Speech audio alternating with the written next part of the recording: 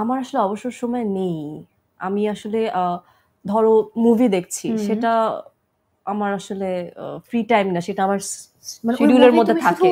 Entertaining এর জন্য নাও না, তুমি না, ওখান থেকে অনেক আমার কাছে শেখো। বই পড়াটা একটা কাজ। হুম, আমার হুম, কাছে হুম, হুম। ফ্যামিলি টাইম স্পেন্ড করা, একটা এটাও কাজ। হ্যাঁ, মানে এমন না যে আমি ফ্রি টাইমে ফ্যামিলি টাইম স্পেন্ড করি। হুম। আমার রুটিনের মধ্যে থাকে যে আমি দিনে এত ঘন্টা আমার মাকে দিব, আমার স্বামীর সাথে আমি হুম, বসে হুম, ডিনার হুম। করব।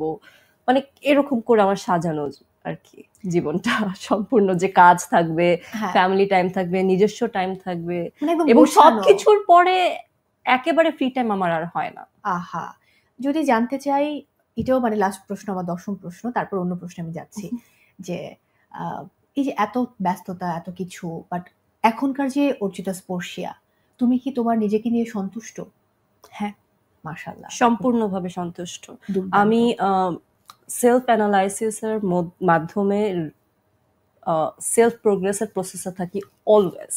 এটা দুর্দান্ত। সো ধরো যে আমি গতকালকে যে মানুষটা ছিলাম, যে শিল্পী ছিলাম, আজকে আমি তার থেকে বেটার, এবং আগামীকাল আমি আজকের থেকে বেটার হব। ওয়াও!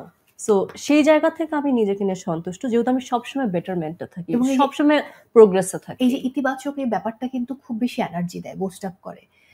সেই শুরুতে মানে ইম্পসিবল 5, লাইফে ইম্পসিবল কি করেছো? যেটাকে মনে হয় মানে আপাত দৃষ্টিতে যেটা পসিবল না, বা সেটা তুমি করে বেঁচে দেখিয়েছো। আছি, বেঁচে থাকা? বেঁচে থাকা। কারণ মাঝে একটা বড় সার্জারি গেছে, আমি যতটুকু জানি। ওইটা তো হুম, হুম, ফিজিক্যাল হেলথের হুম, হুম, হুম, মেডিকেল ইস্যু একটা। কিন্তু ধরো যে আমার জন্ম থেকে হুম, নিয়ে হুম, ইভেন এখন পর্যন্ত এই যে জীবন চলছে, জীবনে আমার অনেক কিছু হয়েছে, আমার সাথে অনেক কিছু হুম, হয়েছে, হুম, হুম। এবং আমার মনে হয় না যে আমার জায়গায় অন্য কেউ থাকলে এতটা এইভাবে আসলে বেঁচে থাকতে পারতো আমি যেভাবে হাসি খুশি ভাবে বেঁচে আছি। তো হ্যাঁ, মানে আমি যে বেঁচে আছি এটা একটা ইম্পসিবল জিনিস, কিন্তু আমি বেঁচে আছি, এবং শুধু বেঁচে আছি এরকম না, আমি ভালোভাবে ভালোভাবে। বেঁচে আছি। তুমি যেটা বলছো, আমার মনে হচ্ছে তুমি আমার মনের কথাগুলো বলছো। মানে আমি আমার জায়গা থেকে আমার নিজের জীবনটাকে ঠিক এইভাবেই ফিল তাই করি। না? যে যে আমি যে বেঁচে হ্যাঁ, আছি, এটাই অনেক এটাই আসলে, অনেক, এবং এটা অনেক বড়। ভালোভাবে বেঁচে আছি আমরা। হ্যাঁ, তুমি কত ভালো, ভালো কাজ করছো।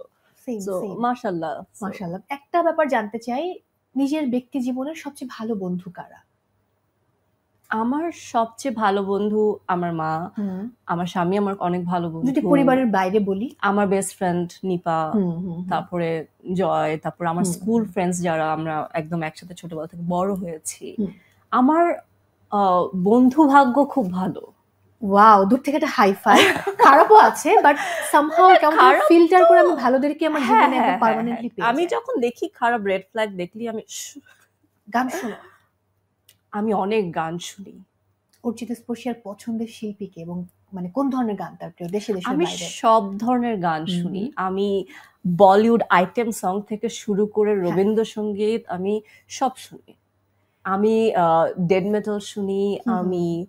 আম নতুন নিউ জেনারেশনের এখন যারা আছে আনুপ জেনের গান শুনি। মানে আমি সবার গান শুনি। আমি সব শুনি। সব দারুণ। ধরনের মিউজিক শুনি, ডিপেন্ডস অন দ্য মুড। হ্যাঁ, বা যে মুড আমার যখন ক্রিয়েট করি, অ্যাক্টিং এর জন্য মিউজিক আ ভীষণ অনেক ইম্পোর্টেন্ট। জরুরি, এবং ধরো যে আমার এখন স্যাড হতে হুম, হবে, আমি হুম, একটা হুম। স্যাড গান শুনি।